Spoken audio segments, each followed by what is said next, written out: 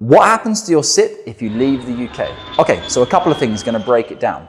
Firstly, normally speaking, nothing would directly happen to the SIPP when you leave the UK. It's not like when you go through passport control and a notification is sent to your provider in the UK that you're no longer part of the UK. Would they know whether you're going on holiday or whether you're moving abroad? They obviously wouldn't know. However, the majority of big brand UK SIPP providers do not now work with non-UK residents. This is going to become increasingly so with the new budget from autumn 2024, which effectively makes UK pension assets form part of one's estate for inheritance tax planning purposes. A couple of other things to consider though. When you do move abroad and you were to maintain your SIPP in the UK, a UK SIPP by definition has to be invested in GBP. You cannot have other currency. You can invest in the fund, for example, the S&P 500 US denominated fund, but you'd still be doing the currency exchange risk inside your SIPP. The base plan has to be GBP.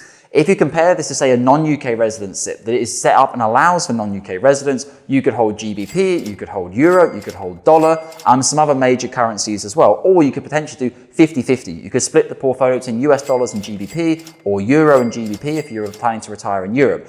Or if you're not quite sure, are you going to retire in America? Are you going to retire in Europe? Or actually, might you go back to the UK? The pool of grandchildren, healthcare, etc., can be a bit of a pool after you've earned your money, particularly if you work in America, you went there to try and go and earn more money.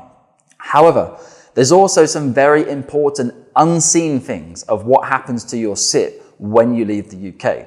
Now, if you leave the UK and your wife and family or your husband and family remain inside the UK and they are your beneficiaries and your UK SIPP provider doesn't kick you out of your SIPP for being a non-UK resident, your partner, your spouse or whatever, effectively could take on the SIPP if you were to die. They would have the option, like all other UK residents, to take over ownership of the SIPP, leave it invested, withdraw some of it down, withdraw all of it down, whatever they wanted to do, with hopefully with your financial advisor that you've introduced them to, they would have the full range of flexibility.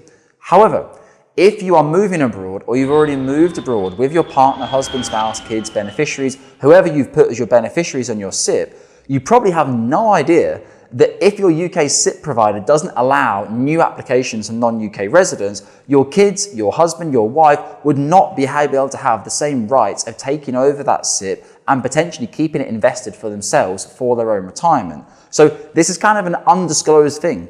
The SIPP provider may not even know that you've become a non-UK resident, and if they did know that you've become a non-UK resident, they're not exactly going to send you a disclaimer to say, hey, the benefits of your SIPP or the advantages of your SIPP just got less because you became a non-UK resident. Now, I would say there's a conflict of interest exists here.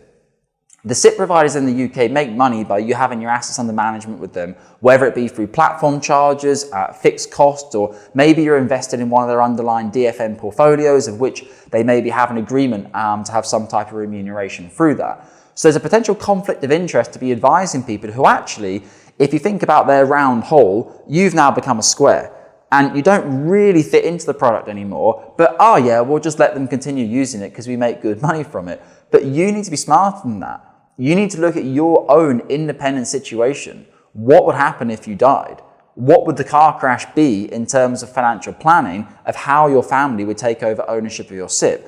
And unfortunately, here at Cameron James, Jonathan's had a couple of these, there's been some very high profile cases we've worked on where beneficiaries living abroad came through to us for advice and said, hey, my dad's just died, we're taking over ownership of the SIPP 50-50. We'd both like to take over the SIPP. We don't want to be forced to sell it down and take income because we live in a very high income tax jurisdiction and I'm currently in work. Sounds simple.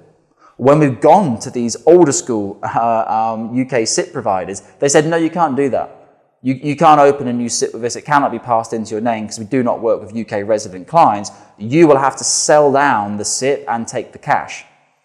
So some of them have faced massive tax bills because maybe they're in their 30s, 40s or 20s, whatever it is. They're doing well for themselves. They're earning money. They're in higher tax brackets. By having to take all of that money as income and drawdown, it's very, very expensive for them from a tax perspective and wasn't what their father would have wanted when he was passing on his £1 million SIPP. He probably didn't know that his family was going to get smashed from a tax perspective. So it's really, really important. There's hidden things of moving abroad whilst holding a UK SIPP Just because you can or you're being allowed to continue holding a UK SIPP as a non-UK resident doesn't make it the smartest thing to do from a financial planning perspective. And when we look at in comparison, say the old school model has always been a UK SIPP could be slightly cheaper than non-UK resident SIPP. So for example, AJ Bell, 20 basis points in the UK. The comparable non-UK resident SIPP, the platform cost might be 30 basis points or whatever it might be. That's starting to change in the industry now though. There's international SIPPs which are actually cheaper than the large majority of the main providers in the UK, because the number of non-UK residents is obviously increasing at an alarming rate. And particularly with the autumn budget and things like this coming up, lots of people are asking, should I go to Dubai? Should I go to Cyprus? We've obviously seen some very high media headlines of people exiting the UK, but this is going to continue. More and more people with wealth are going to consider spending a large proportion of the year outside of the UK in order to maximise or minimise, I should say, their UK inheritance tax thresholds. If you have any questions, if you're living abroad, if you're planning to move abroad, just get in touch, have a conversation with us. You can read online, you can look online. We are pretty much the experts at this in the industry. Come and get our opinion. You don't have to take our advice, but we can put together a free recommendation report for any DC pension you have in the UK that you're potentially looking to transfer. And obviously a SIPP by definition is a DC pension. As always, if you have any questions, if you'd like to ask any questions, let us know in the comment section below, or you can book a day and a time in our diary using the calendar link for a time that is suitable for you. And as always, whether you're in the UK, outside of the UK, take care of UK pension assets.